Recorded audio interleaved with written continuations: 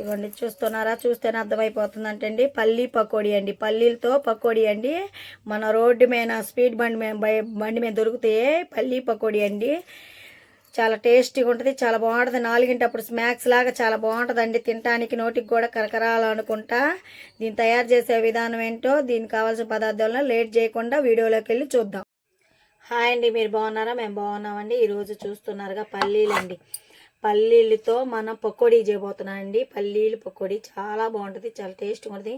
మన రోడ్డు మీద స్పీడ్ బండ్లు కాడ అమ్ముతారు కండి, అట్లాగా పల్లీలు శనగిత్తులతో పకోడీ చేయబోతున్నాను. చాలా టేస్ట్గా చాలా బాగుంటుంది. సాయంత్రం పూట స్నాక్స్ లాగా చాలా బాగుంటుందండి. దీన్ని ఇదిగోండి, ఫస్ట్ ఒక బాండీ పెట్టుకోవాలి. బాండీ పెట్టుకొని ఒక 2 కప్పులు శనగిత్తులు అండి. కావాలంటే 1 కప్పు, లేకపోతే 2 కప్పులు. నేనైతే 1.5 కప్పు తీసుకుంటున్నాను.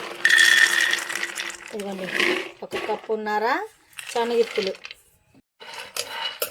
పల్లీలు ఇలా లైట్గా వేయించుకోవాలండి. కొంతమంది వేయించుకోవాలండి చాలా వరకు, నేనైతే లైట్గా వేయించుకుంటానండి. వేయించుకుంటే బాగా చాలా చాలా టేస్టీగా ఉంటుందండి. అందుకోసం మనం దీన్ని వేయించుకోవాలి. పల్లీలు లైట్గా వేయించుకుంటే బాగుంటుంది. లైట్గా తేగాలండి, లైట్గా, మరి ఎక్కువ వేగబుద్దండి.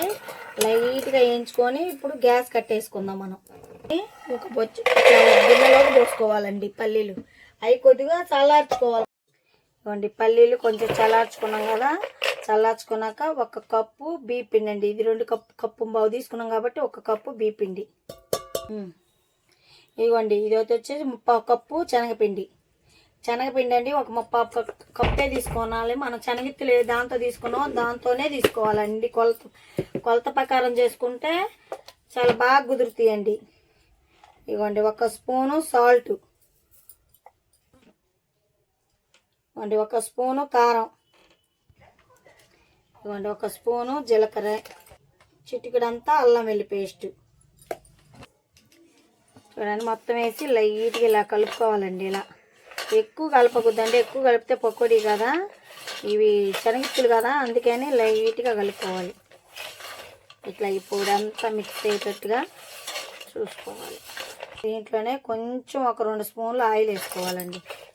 ఆయిల్ వేసుకొని మళ్ళీ కలుపుకోవాలి. ఇలా కలుపుకోవాలండి. ఇప్పుడు కలిపేసాం కదా పొడి మొత్తం, కొంచెం చేతులకు వాటర్ పోసుకొని, ఇట్లా చేతులకు వాటర్ పోసుకొని కొంచెంగా కలుపుకోవాలి.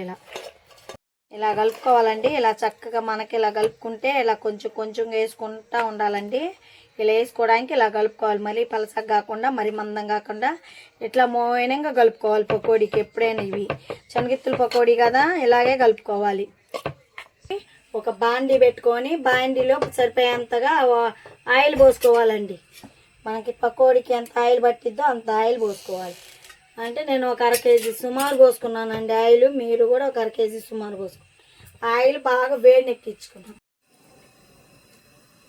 ఆయిల్ వేడెక్కిందండి. ఇప్పుడు కొంచెంగా వేసుకోవాలండి. మనం కొంచెంగా ఇట్లా కొంచెంగా వేసుకోవాలి. ఇట్లా చూసారా,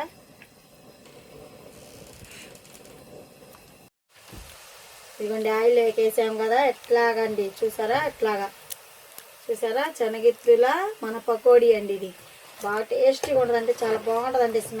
స్నాక్స్ లాగా సాయంత్రం పూట సరదాగా 4ంటప్పుడు అందరం కూర్చొని తింటానికే సూపర్గా ఉంటుందండి.